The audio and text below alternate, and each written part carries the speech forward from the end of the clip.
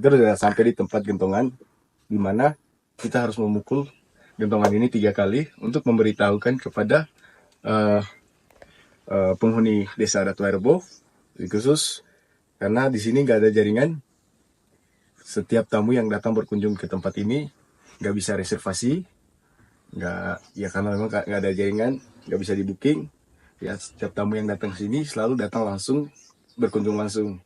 Dan orang penghuni Wairebo juga nggak bakalan tahu berapa banyak tamu yang akan datang. Dan ini adalah bambu untuk memberitahukan kepada penghuni Wairebo, ketika kita udah masuk ke daerah Wairebo, kita harus pukul gentongnya 3 kali supaya penghuni Wairebo, lebih khusus adat, ketua-ketua adat dan juga staf-staf yang mempersiapkan akomodasi di bawah, mempersiapkan menerima kita di desa adat Wairebo. Ya, kenapa kita harus pukul 3 kali ya? Dan izinkanlah saya untuk memukul gentongannya 3 kali ya. Ketika kita udah pukul, maka penghuni Wairebo bakal tahu ada pengunjung baru yang akan datang berkunjung ke desa adat Wairebo.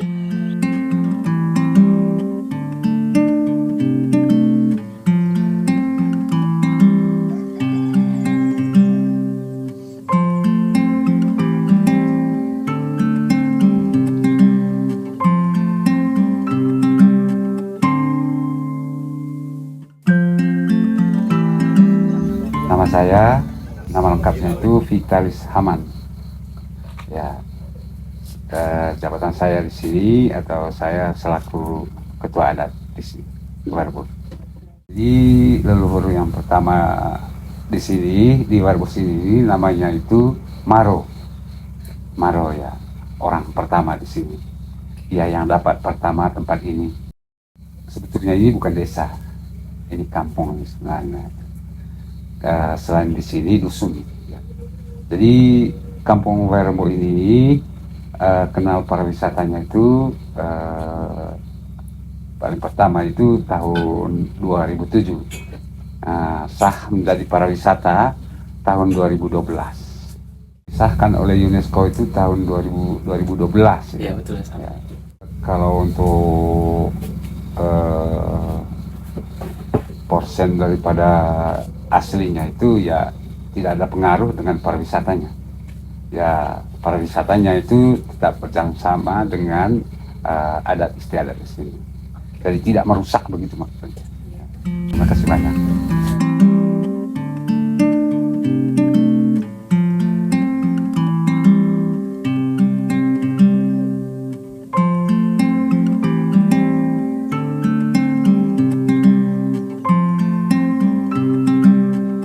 Saya bernama Aventina Sardinas, profesi sebagai petani. Ya, kalau saya sih sebetulnya masyarakat Wairebo sebetulnya petani kopi. Hingga seharian masyarakat Wairebo itu bangun pagi, sarapan, setelah itu rame-rame ke kebun kopi. Apalagi sekarang musim panen, berarti mama sama bapak itu semuanya harus ke kebun karena lagi meti. Terus pulang baru diproses pengolahan untuk kupas kulit, sehingga fermentasinya 1 hari 1 malam, pagi harinya cuci, setelah itu baru dijemur. Iya, itu seharian masyarakat di Wairebo sekarang. Kalau sekarang kan masih musim panen ya. Itu tergantung ininya, lokasi. Kalau lokasi yang lebih dekat mungkin 10 menit, ada yang 20 menit sampai setengah jam gitu, karena ada yang lebih jauh lagi kebun kopi. Kalau hambatan untuk sekarang, kalau pas musim kabut itu berarti hambatannya itu untuk proses pengeringan kopi itu susah. Sebetulnya kalau pas musim kemarau berarti proses pengolahan kopi itu lebih lancar dan lebih bagus kopinya. Itu tergantung ininya, musimnya, karena kabut itu tidak tentu apa bisa 1 hari 1 malam atau 2 hari, tergantung sih itu musimnya. Kalau sekarang awal bulan Juni sebetulnya sudah mulai agak cerah sedikit. Cuman sekarang kita terganggu karena kabut, berarti itu pun proses untuk matinya juga bisa susah juga. Karena untuk proses pengolahannya nanti harus butuh ini kering, karena proses pengolahan kopi yang lebih bagus itu harus kering dan harus ada itu apa namanya, ada matahari gitulah. Iya. Kalau yang lebih minat itu kopi Arabica. Sekarang kan lagi apa namanya, pasaran yang lebih tinggi itu kopi Arabica.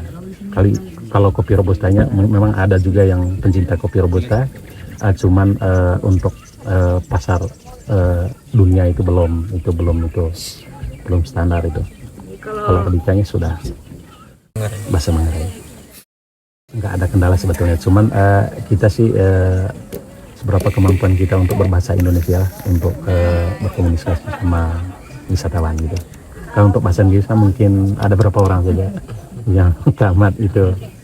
Wah, kalau untuk yang SD atau SMP cuman berbahasa Indonesia lumayan lah, dikit untuk bisa mengerti, paham.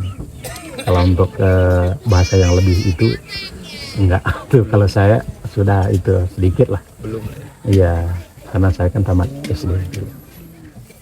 Iya ge kain nata Jakarta, mai setang mai lelo biorami.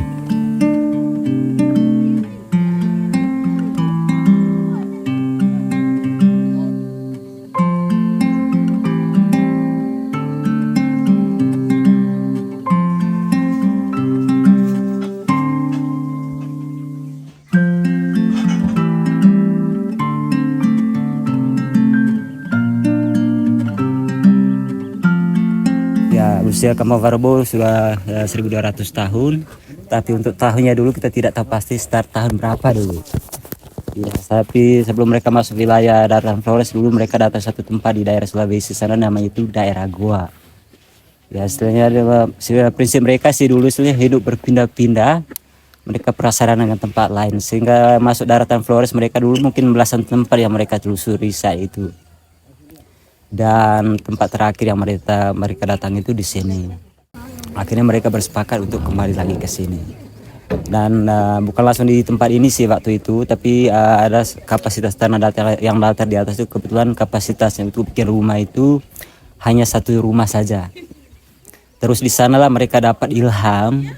Dalam mimpi mereka didatangi seorang bapak tua yang mengaku dirinya datang dari sebuah kerajaan. Terus nama kerajaan itu Werbo, dan dia berpesan kepada mereka saat itu, kamu harus pindah dari sini, dan dia tunjuk arah tempat ini. Karena tempat itu nanti menjanjikan buat generasimu. Dan jangan sekali-sekali meninggalkan lembah ini, karena tempat ini menjanjikan buat generasi penerusmu.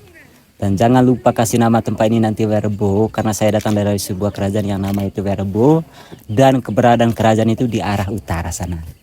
Kalau filosofi sendiri, Bang, maksudnya di adat Manggarai pada umumnya gitu. Maksudnya rumah yang ditempati ada kaitan erat dengan lahan yang kami garap atau kebun yang kami punya. Karena sistem pembagian tanah di sini tuh ibarat rumah ini kalau direbahkan ke tanah itu kayak sarang laba-laba.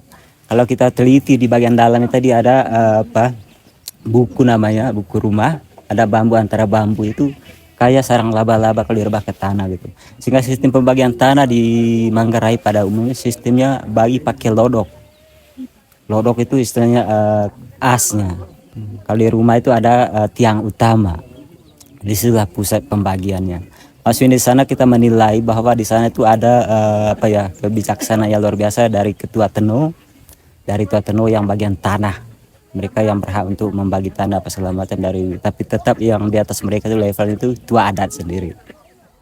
Iya. Dan kenapa kerucut, Bang? Istilahnya mungkin kalau di wilayah Kampung Werbo itu semuanya melingkar gitu. Karena berdasarkan filosofi bahwa angka 0 atau lingkaran itu tidak ada endingnya. Maksudnya sampai kapan pun, dan itu harus dijaga terus nanti. Kalau yang tidak untuk mempertahankan budaya sih sasaran utama gitu.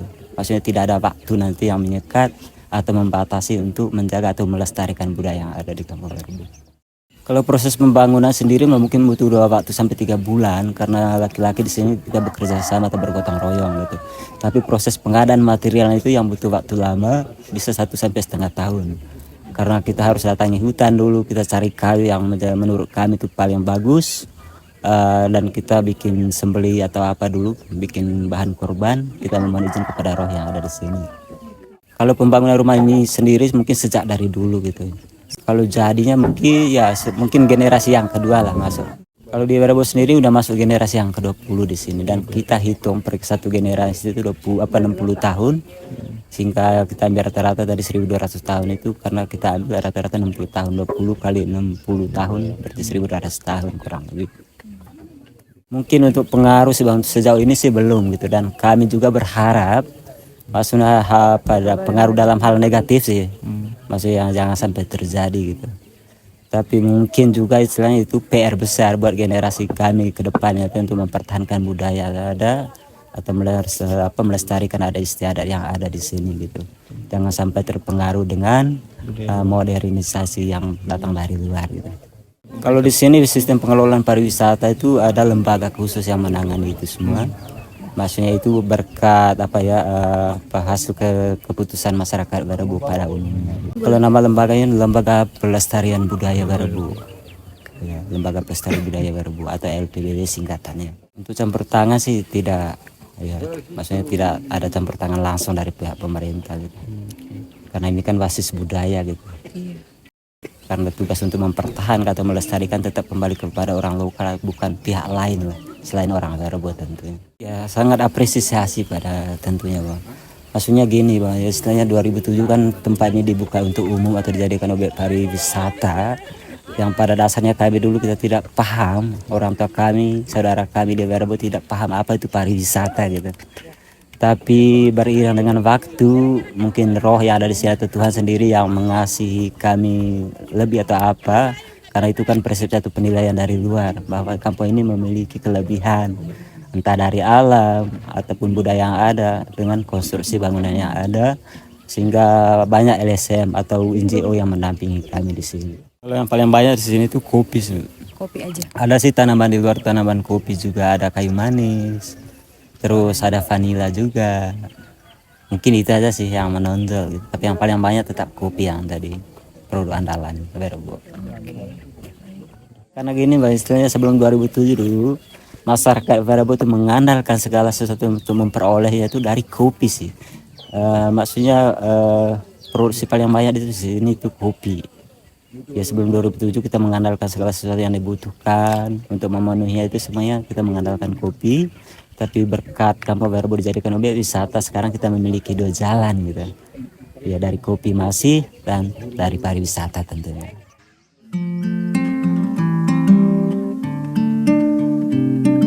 Terima kasih.